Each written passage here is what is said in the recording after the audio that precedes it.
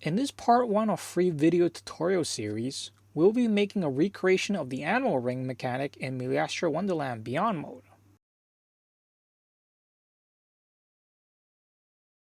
First, let's start off by going to the Prefab library. It's up here at the top. Go to the dynamic units, go to the other, and drag out an empty model. We'll go to the native collision and disable the collision model so that it doesn't collide. Next, add to the components, and in VFX plane, go to Advanced Editing. Add a VFX. The one we're looking for is the looping effects. Select the horizontal wind current.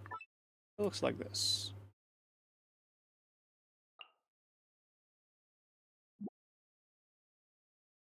Next, we'll add another common component.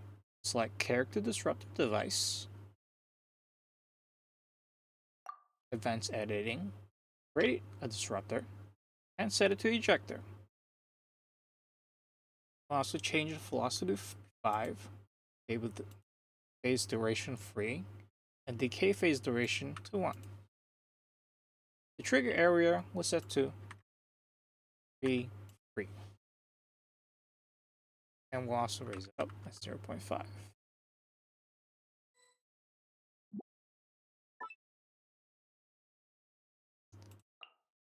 Now save your prefab. We'll name it Animal Ring.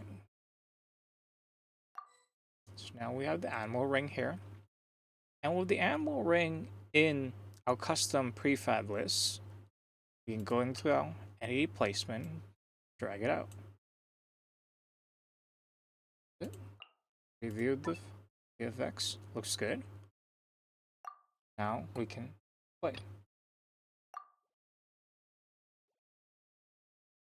We'll disable the cosmetic display phase and disable the test place settlement. I'll switch mine to mannequin.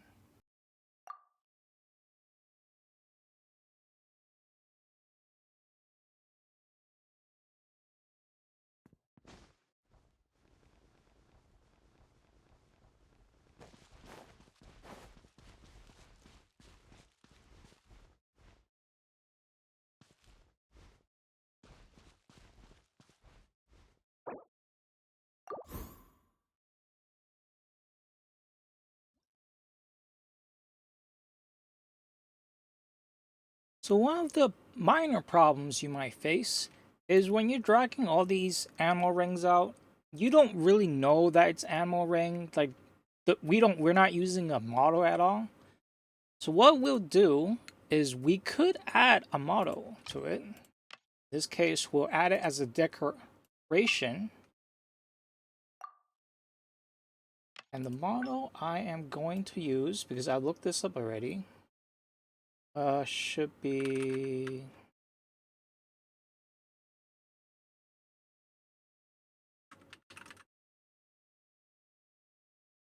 is a shield.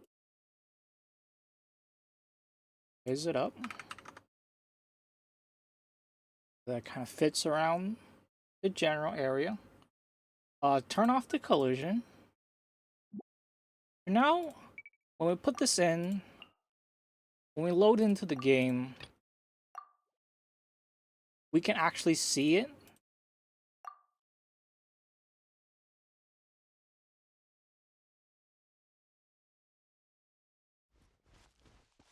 Except we don't actually want to see it in the game.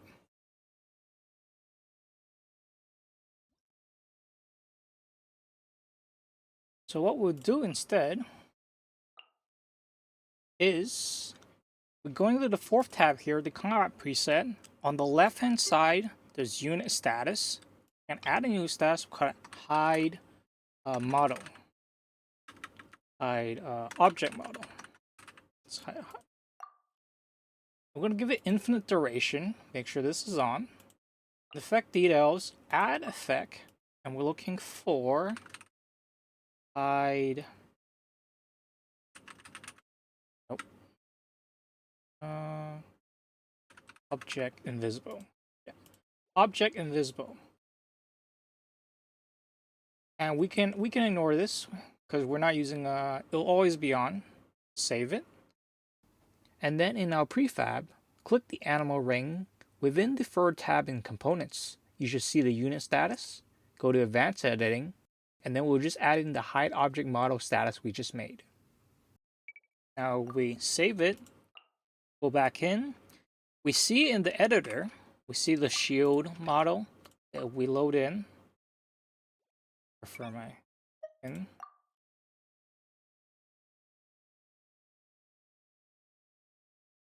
See, you don't see the shield anymore. So this will be very handy when we're putting a lot of animal rings or putting a lot of objects that are VFX only. In the editor, we'll be able to see what it is. So when you look, okay, the shield with like a transparent box over it, that's the animal ring. So the next thing we need is we need to let the player be able to finish the level. So we need it to display the victory screen. So in order to do that, we'll be making a platform so that the player can interact with a road sign on it, and then when they interact with it, it shows the victory screen. So in the prefab library, let's go to gameplay mechanism here. We'll drag in a stone elemental platform. That'll be the platform we use. We want the collision for it. In the decoration editor, click on that. We'll add a decoration, and we're looking for the model road sign. Wooden road signs. Raise it up and disable the collision a bit too out here. Set it 1.5. We'll disable collision so it's easier to move around the platform. Next, we want to go to the components section on the top right here. The third one. Add common component. We'll use the tab component. This might be very familiar when you play Genshin. This tab kind of interface. Go to advanced editing and we'll name it finish level. The trigger options, let's just increase the zoom all by 2 and then raise it up by 2.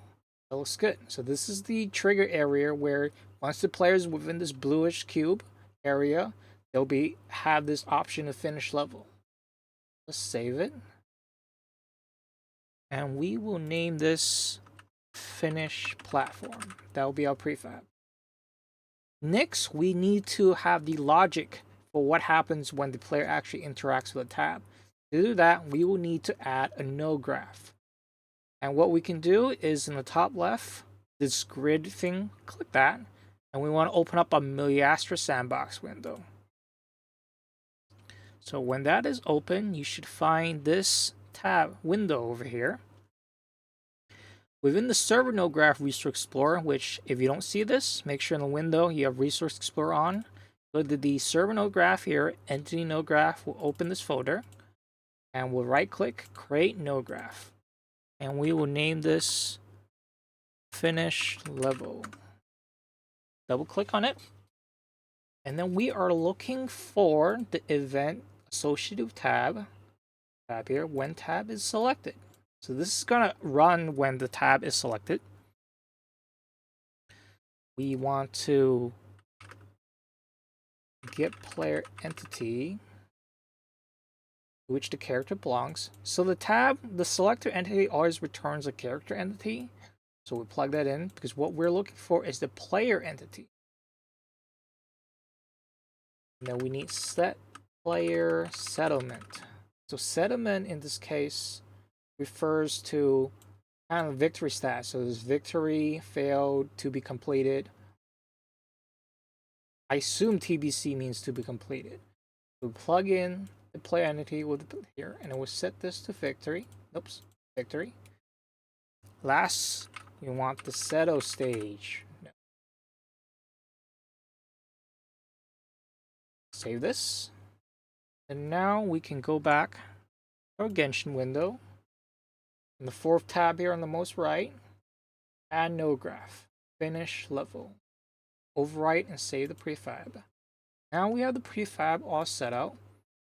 We can just drag this platform here. See.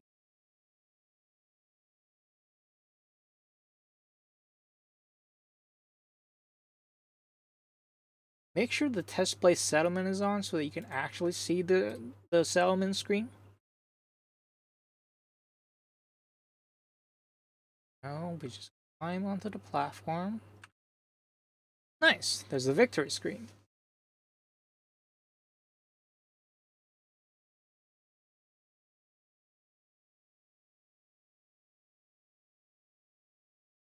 So now that we have the victory condition set, let's kind of make use of the platform and the animal ring. So let's actually drag this out. You can, on the bottom here, you can switch the modes of the dragging. So I have an on one, has all the movement, rotation, zoom. I can switch it just to move. Let's raise the platform up. So normally you can't really reach it.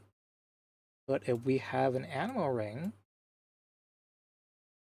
okay, this current thing here, and then we add a static unit. Let's see, looking for the slope. Yep. Rotate it by -90.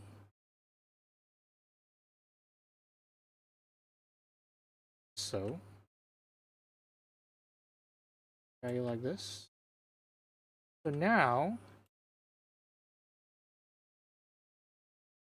we normally can't jump from here to there, but we do have the animal ring, so it should push us towards the platform.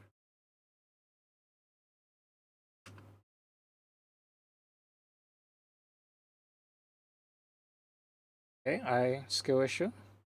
Overstepped.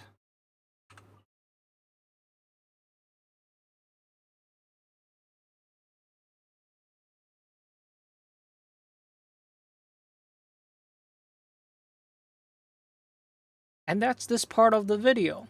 If you want to keep watching, I'll explain more about how the ejector works, how gliding works with it, and all the kind of minor nuance with it.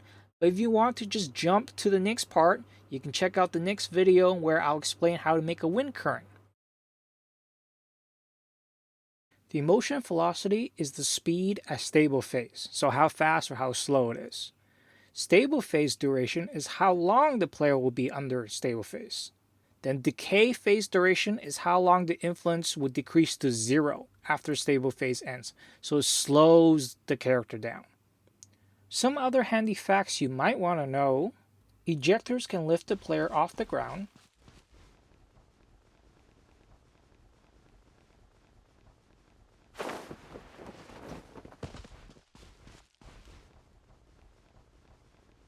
Ejectors will negate all velocity, including gravity.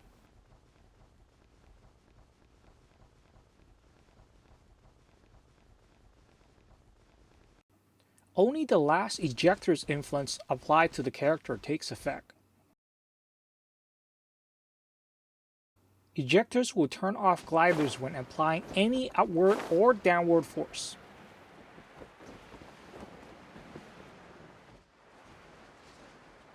Ejector's influence persists even outside the trigger area, and ejector's influence is checked on entering the trigger area.